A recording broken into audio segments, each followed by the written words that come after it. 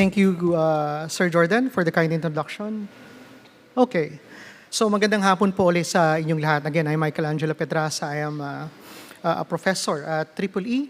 And as mentioned, I'll be giving an overview of the transmission planning process of the SGGP, or the Philippines Smart and Green Grid Project. I'll give you an overview of the project, and then in a way, I'll be giving an overview or an introduction of the next three talks, which are the components of the project.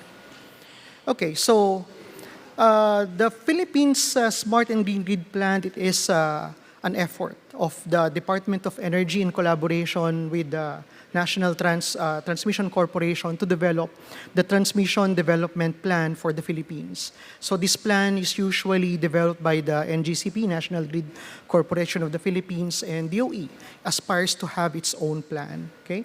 And that transmission plan will be integrated as one of the volumes of the Philippine Energy Plan on its 2023 to 2050 update. So what we know is that it will be coming out as one of the 3 volumes of that PEP.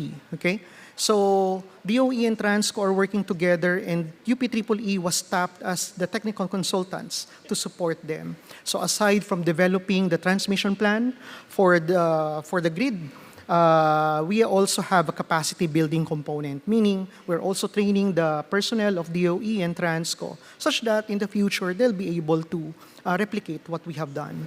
And syempre, we have to work with funds, so USAID comes in as the funding resource. So maraming salamat sa USAID. Okay, so this is how it works. So first, I have to define a transmission plan. A transmission plan, it is a plan, it is a schedule of how are we going to expand the current grid. Okay, so population is growing, our energy demand is also growing. It means that the country has to put up more power plants. But we have to move those generators from the plants to the end users, and that is through the transmission network. Okay?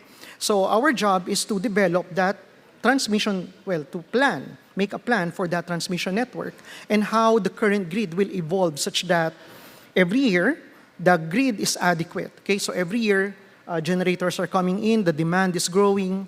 We want to have high reliability, okay, of the grid. It means that the succession of the addition of projects should ensure delivery of electricity. Okay, so this is how the planning process goes.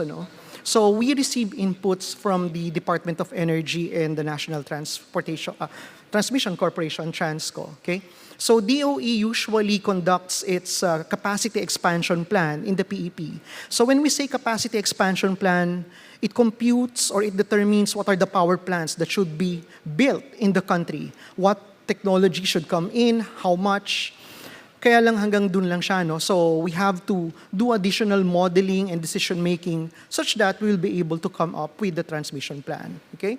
So DOE also comes up with a demand forecast. So for the Luzon, Visayas, and Mindanao grids, okay?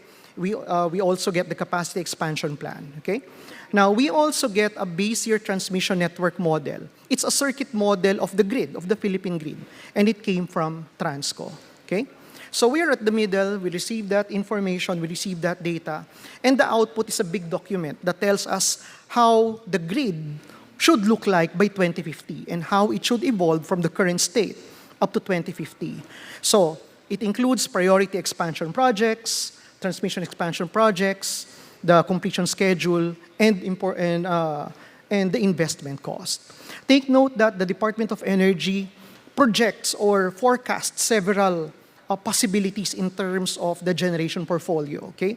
So usually we have a most likely outcome of the future. They call it the reference scenario. But we have to have a sustainable way of securing energy in the future. So there are possible scenarios wherein there are massive integration of wind energy in the form of offshore wind and nuclear energy. So we have to come up with a plan that should cater any of those trajectories. Okay, so this is how we approach the transmission planning process, okay? So we have that 2020 grid. That's how the grid looks like right now, okay? And what we do is, in a way, we ride a time-traveling machine we go to 2050, okay? So, well, DOE gives us an idea what the generators will be, what the demand will be at each area in the network. So we go back, we go to the future, we envision how that grid would look like, okay? So it's a static transmission planning process. So from 2023, we jump to 2050, okay? Later on, I'll give you an idea how we do that jump to the future, okay? Now, once we have an idea of the 2050 grid, now we have an idea, okay, what are the addition? What are the additional transmission lines, the additional transformers that have to be added to the current network? So we have that list of projects. Now, we have to go back, that's number 2, we will now go back to 2030 because from 2023 to 2030, we have to prioritize, we have to identify the projects that should come in that specific area, okay? So from the future, we go back to a future, but a closer future, that's 2030.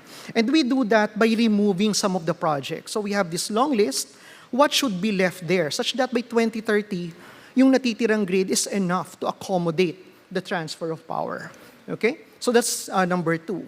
And then we're also working with another consultant, Pitera, and they're the one that is translating our analysis in terms of scheduling the project. So they're identifying the years at which each project should come in. So that's the staging process. That's item number 3.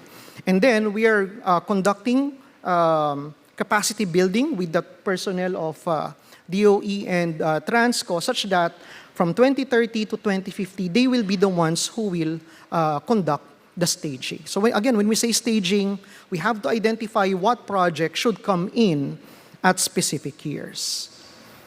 Okay, so this is how we go to the future, how we go to 2050, okay? So the blue box there is the 2020 grid, and in the TDP of the NGCP, there are identified projects na, no? So what we do is we integrate those projects to the current grid, okay? And together with that, we have an idea of the generation portfolio for 2050, the demand by 2050, and then we also have these dispatch scenarios by 2050. The next speakers will tell you about the generation portfolio, the dispatch scenarios, and the DC load flow. So if you have questions on those boxes, please ask them in the next presentations, okay? So the idea here is that we have a grid, we add the projects, we have the future generators, we have the future demand, and then we will simulate it. And obviously, that grid won't be able to handle the flows, so it will be a deficient or an overloaded network. And the amount of overloading, where that overloading happens, it tells us where to put the additional projects. So we go through a heuristic process of adding projects. What are the transmission lines? What are the transformers that should be added to address and relieve this congestion? So that's the yellow box at the bottom. And then, that grid will be an oversized grid because we want to relieve the congestion. We want to be prudent. We do not want to tell the government that you have to invest these hundreds of billions of pesos for the transmission network. So we reduce the network via optimization such that the remaining grid is just enough by 2050. Okay, so these are the different components. In a way, this is introduction to the next talks. In fact, to give you an idea how complex the work we are doing. So the first one is generator sizing, siting, and network interconnection to be talked about by Luigi. Essentially, DOE turns over to us the capacity expansion every year, how much generator should come in every year. The work that we have to do is we have to identify how big those generators are, where to put them, and once we put those generators in their respective areas, how do we connect it to the network? Okay, so it involves a lot of things.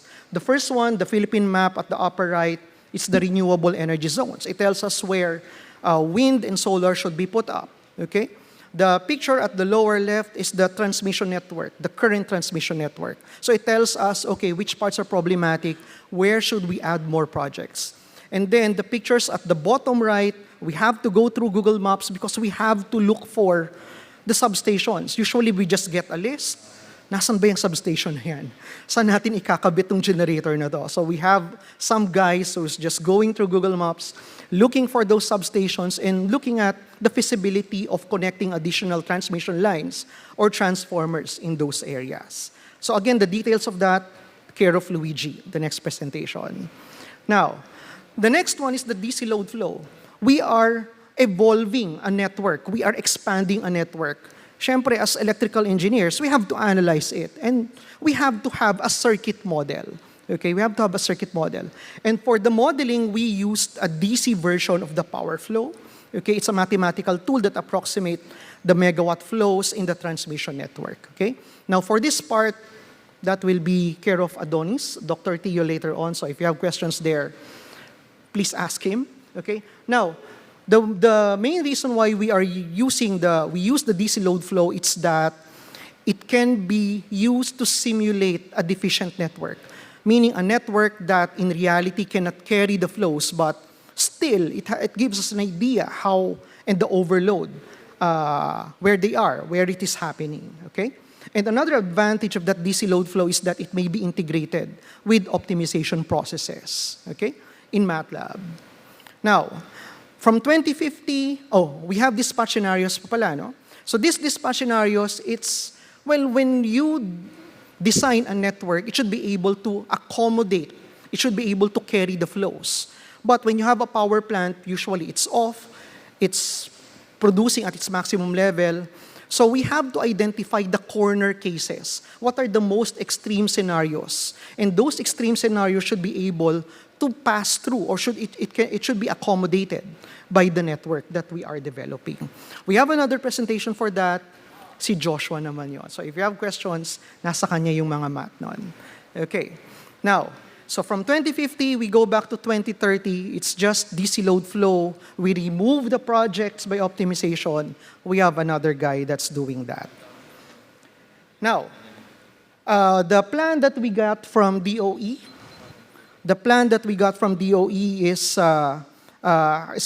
has several scenarios, so we should be able to accommodate that. They call it the clean energy scenarios. Okay, so what we do is we have the 2030 grid, and then we just input or simulate on that the 2030 generators and see if which of the projects should be installed. Okay, that can accommodate the three different scenarios. So that's how we readying the grid such that it is flexible to accommodate the different scenarios. I think this is my last slide. So again, main takeaway dito is that transmission planning is more difficult. It's more complex than generation planning. And the two should have feedback. Ay, nawala na yung slide ko. Sige. Upo na raw ako. But there should be feedback between transmission and generation. And with that, maraming salamat po. Actually, in that slide listed are the personnel, the faculty members, and the students that I'm working with. Maraming salamat po sa inyong lahat. Thank you, Sir Mike. So we still have a couple of minutes to entertain one or two questions for Sir Mike specifically. And then yung iba pang tanong daw sa susunod na presentation na. Anybody, you can come and approach the microphone at the back.